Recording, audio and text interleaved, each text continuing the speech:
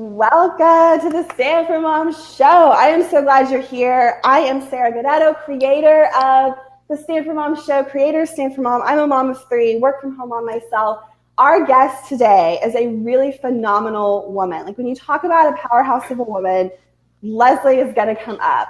She is a psychiatrist. She's a mom of two. She has done some really just incredible, deep heart work for herself, for other people. I am super excited to have her on the show today. This show happens every Tuesday morning. We connect with a fellow non-traditional working mom.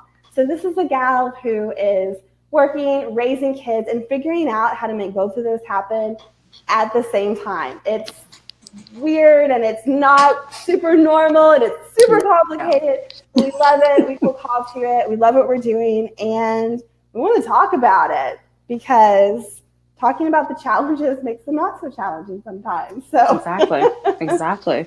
Leslie, I am so happy and excited you're here. Tell me a little bit about yourself, just like the nutshell bio version. The nutshell bio version. I love long walks on the beach. No, just joking. But I've been married for 7 years to my husband, Oki, who I love very dearly. Have two kids, who I call Munchkin and Munchket. They're 4 and 2. So I'm definitely in that young mom stage where they're learning how to read and write. Professionally speaking, my background is in medicine. I've done about halfway through my psychiatry training and now shifting on to doing executive coaching. A lot of my coaching work has been focused on helping women in the workplace navigate the emotions in that space. So issues like anxiety, having difficulty communicating, being able to figure out your triggers in the workplace and being able to now overcome that. That's the type of work I do. And I also speak on that same issue of, heart work and emotional resilience and how to press through hard times. So I love it. I love it. I love it all. Yeah. Tell me what that looks like. So I hear the word coach a lot. I don't have, and maybe a lot of our viewers do. I don't have a good framework. What does that mean? What happens when I say, hey, Leslie, I want to hire you to coach me? What would that look like? Yeah. So there are a couple of types of coach. You may often have heard of like a life coach, right? A life coach is someone who may have gone through some certification or some type of programming, and they can help you figure out maybe transitions or rough spots in your life. The particular type of coach I am is an executive coach. So meaning I tend to work with leaders in the workplace, entrepreneurs who are running their own businesses. They're trying to figure out how to scale up, how to leverage.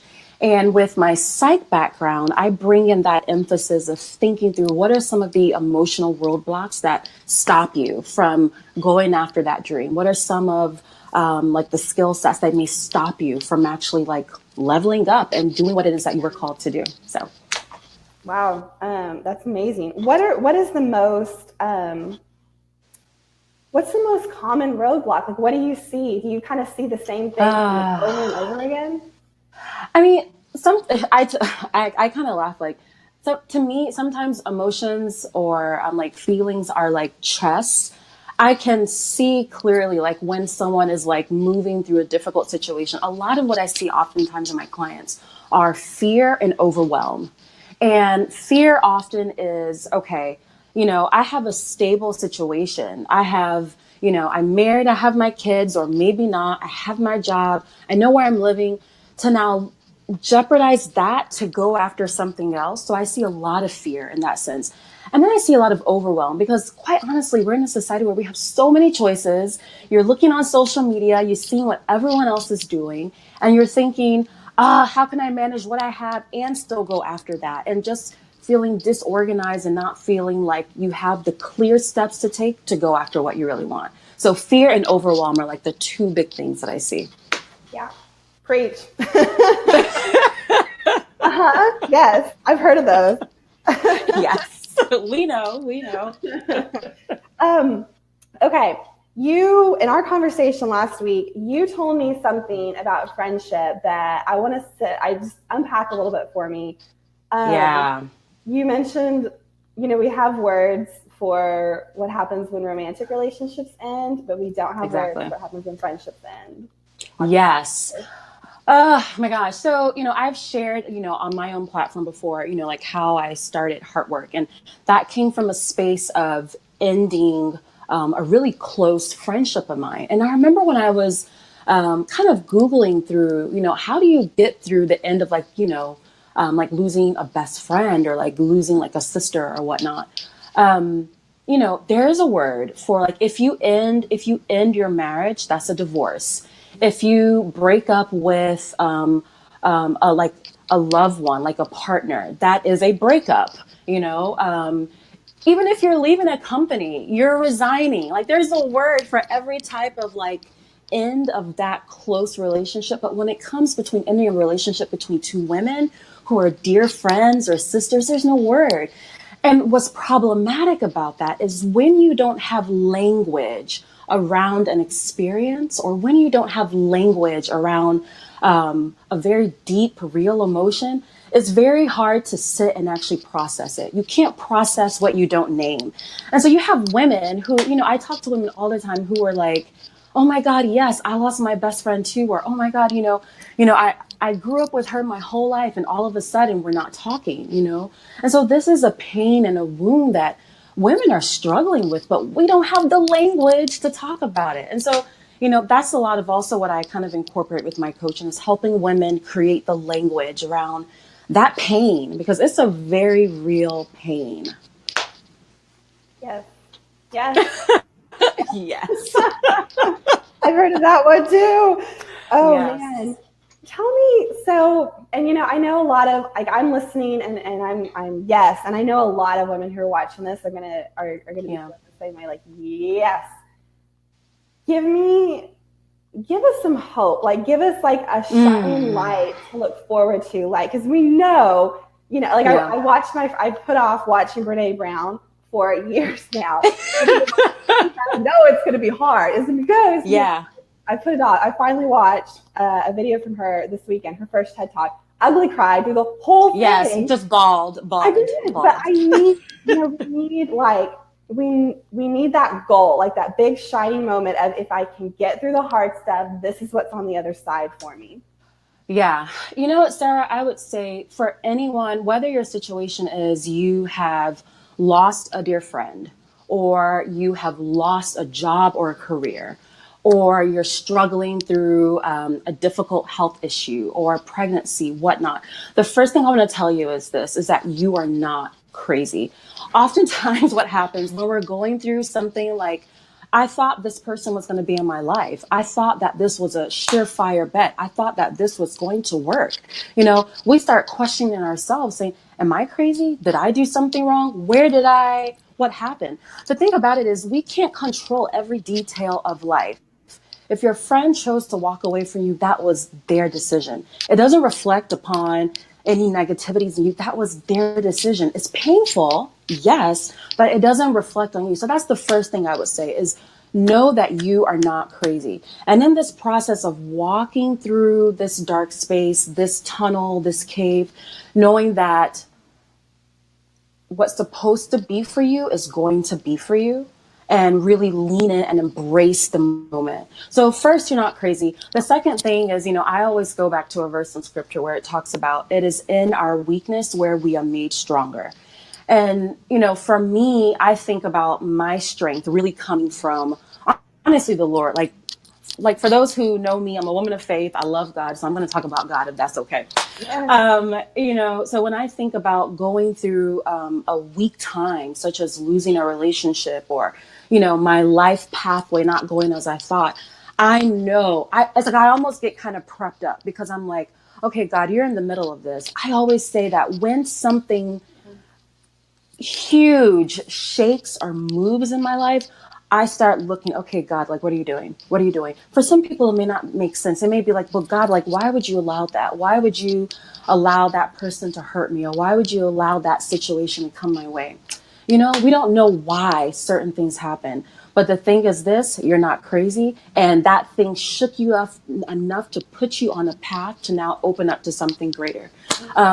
Sarah, when you and I were talking, I shared the story about how I did start HeartWork Now. And part of the pain was, losing a dear friend and also going through just a difficult spot in my pregnancy and just really wrestling with, okay, God, how do you heal a broken heart? How do you learn how to be resilient? And that was one of the verses that I held on to.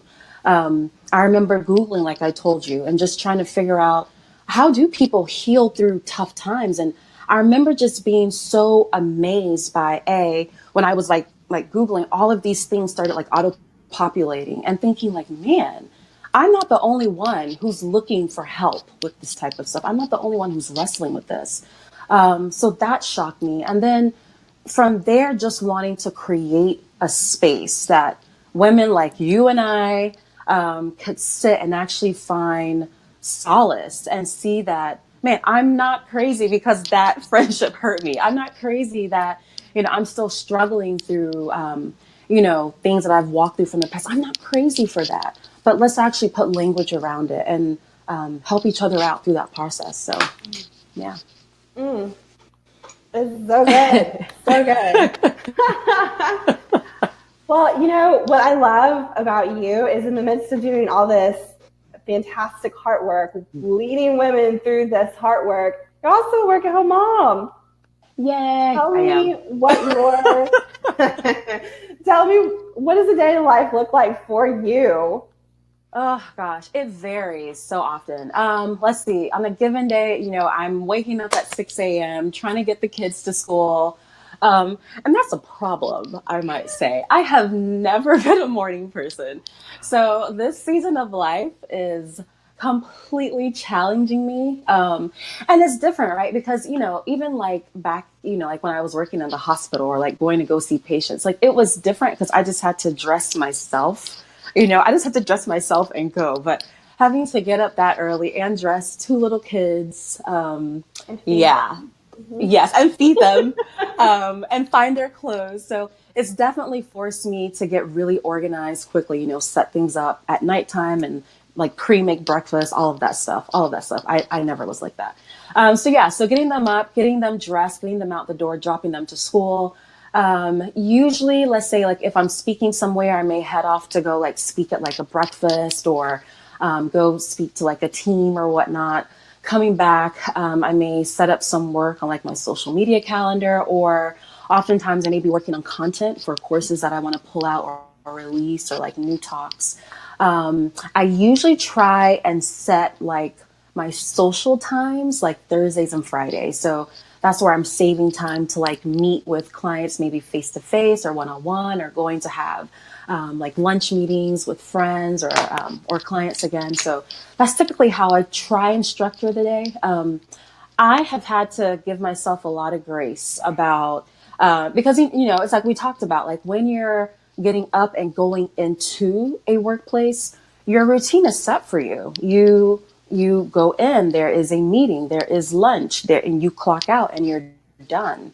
But when you're working from home or when you're doing kind of like the non-traditional work, you really have to, I guess, create some sort of routine that works for you. And so for me, I tend to look at everything by the week instead of by the day. And so I set weekly goals. Like, what do I want to be done with by Friday?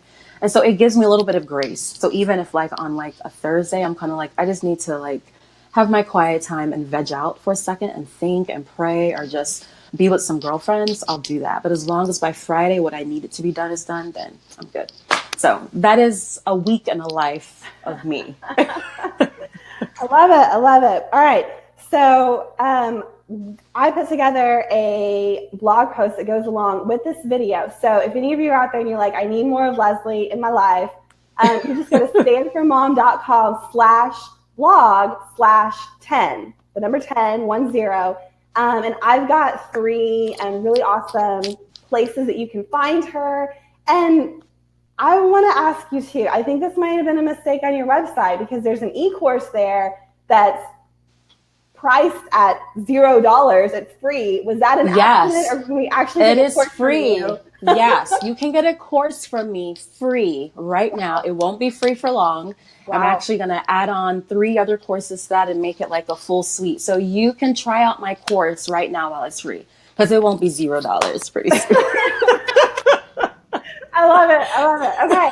Wonderful. Well, Leslie, thank you so much for hanging out with us today. And thank all of you for watching with us. If you like this and you want more interviews, make sure you hit the like button, tag a friend, or just share this video with a girlfriend who needs to be reminded that hard work is worth it. So thank you all so much. You guys have a wonderful week, and we'll see you again next week. Bye, everyone. Thank you.